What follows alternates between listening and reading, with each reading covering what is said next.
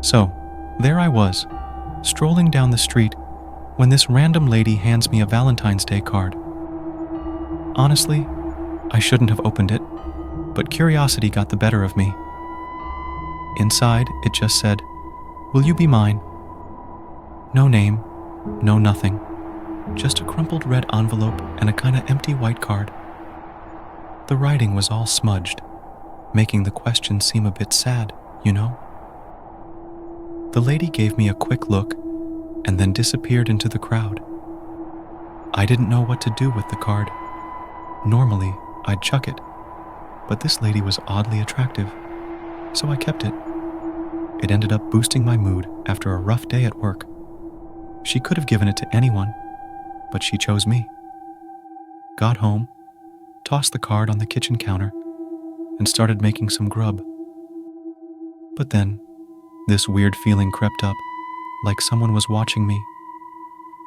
Checked the place, closed the living room curtains, but the feeling lingered. Around 8 p.m., with the night settling in, my apartment felt a bit exposed.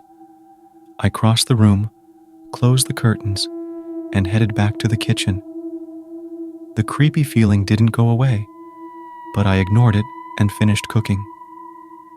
Midway through dinner, someone knocks on the door.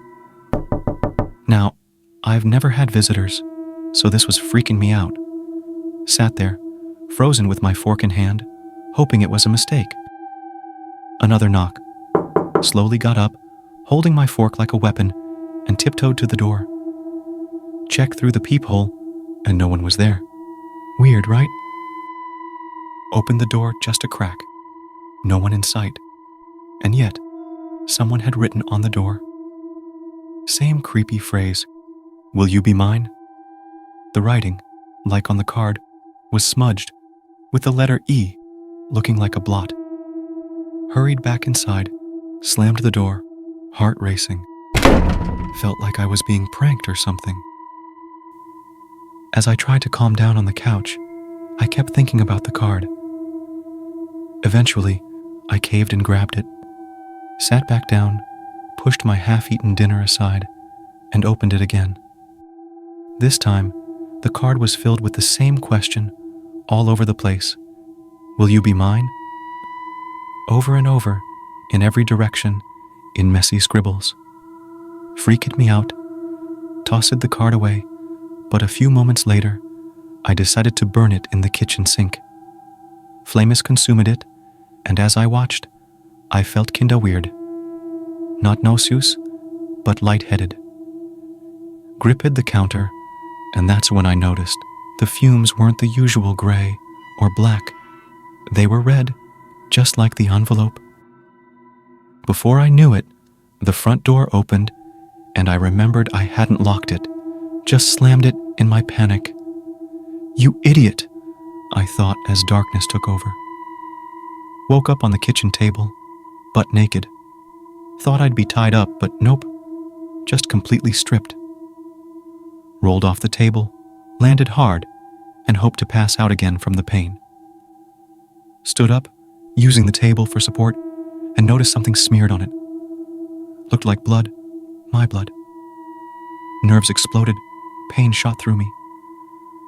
Fell to my knees, and there it was. Mine, carved into my skin from my chest down to my groin. Like I'd been claimed. Wounds were fresh, a gruesome statement of ownership. Stayed like that for over an hour, in pain, just kneeling on the kitchen floor. Then, somehow managed to stand, cringing against the agony. Shed a bunch of tears, called the cops, and they took me to the hospital. No idea who did it, and all they told me was the burned card was taken as evidence. Shocked me, considering what I'd done to it. Once I'm out of the hospital, I'm ditching my place. Landlord can have it all. I ain't going back.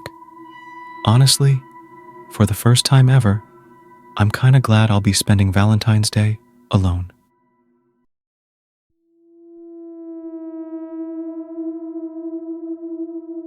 I had been racking my brain, trying to find the perfect Valentine's Day gift for my girl, Christy.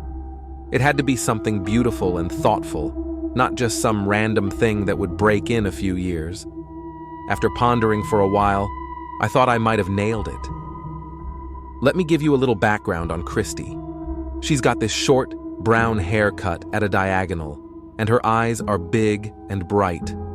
A petite figure, topped off with some intriguing tattoos.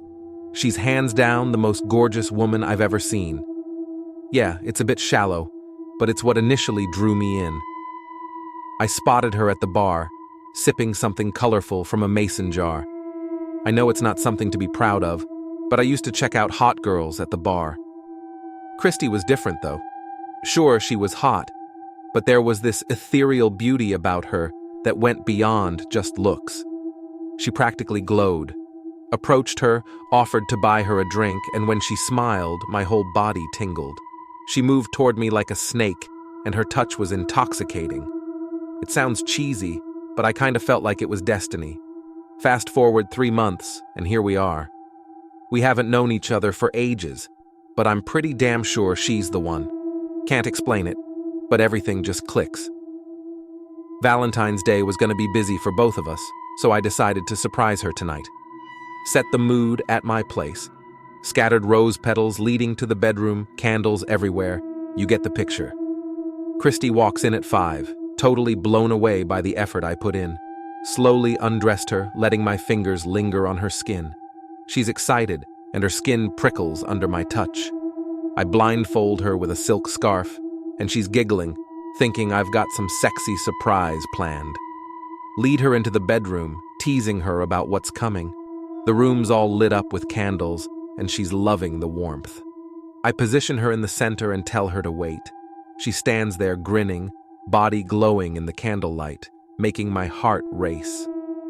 I kneel down, creating a circle of salt around her. "What's taking you so long?" she asks playfully. "Just finishing up one last thing," I say, finishing the salt circle with 7 candles.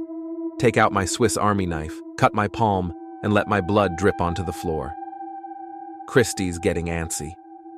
"Hey, what's going on? Can I take off the blindfold?" "Not yet." I didn't mean to yell, but she needs to stay put. I go to the closet, open it up, and there she is, my lover, wrapped in a blanket to keep her thin, wrinkled skin intact. She's been unconscious for the past 6 months. Carefully lift her, place her inside the salt circle. Flames flicker, wind howls, and Christy's getting uneasy. "I don't like this," she whimpers. "Shut up," I tell her, as she touches my lover with her foot. She screams, rips off the blindfold, and runs towards me but hits the salt circle and falls. Stares at the invisible wall, nose bleeding slightly. Leaning in, I say, "Don't do that again. You'll hurt yourself."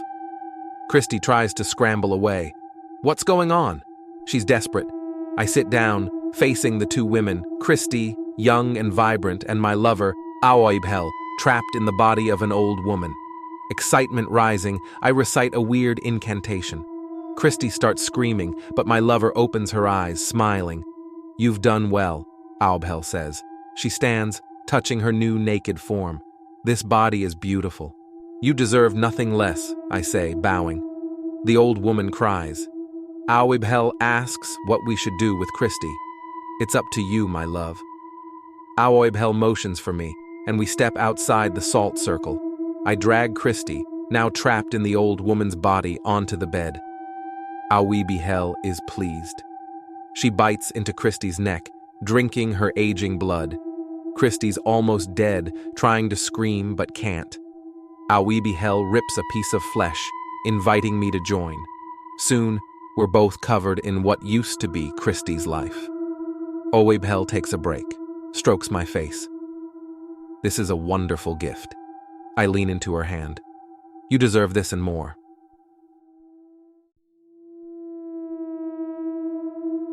So, let me tell you about this bizarre Valentine's Day tradition in my small town.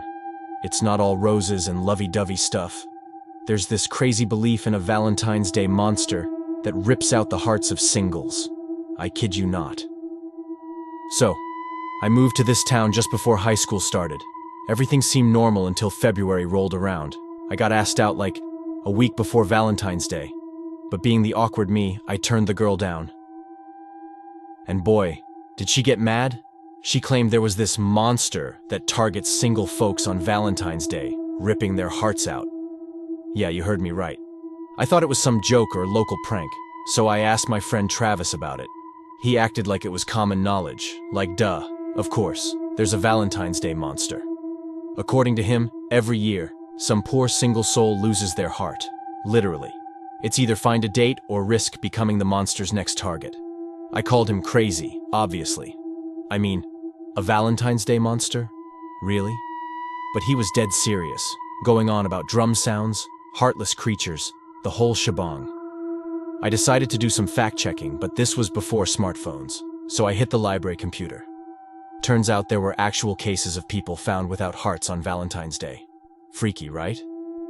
Despite this creepy revelation, I was determined to rebel. No way was I falling for this town's superstition. Everyone else, though, they paired up like there was no tomorrow. The stores ran out of candy and cards, leaving the shelves looking like a Valentine's Day apocalypse. I even refused pity offers, sticking to my guns. The only concession I made was buying those cheesy heart candies for my few friends, attaching silly names to make light of the whole thing. Oh, and a box of chocolates for myself, because, well, why not? The night before Valentine's Day, I dug into the local mysterious deaths. 3 people found without their hearts, killed on Valentine's Day. The police confirmed it. Dread crept in as I realized maybe, just maybe, there was some truth to this monster business. Valentine's Day arrived, and I braved the school halls. Pity glances followed me, everyone knowing I was playing a dangerous game by staying single. Travis tried to invite me over, probably expecting it to be our last hangout. I declined, not wanting him to witness my supposed demise. The day dragged on, and the fear intensified.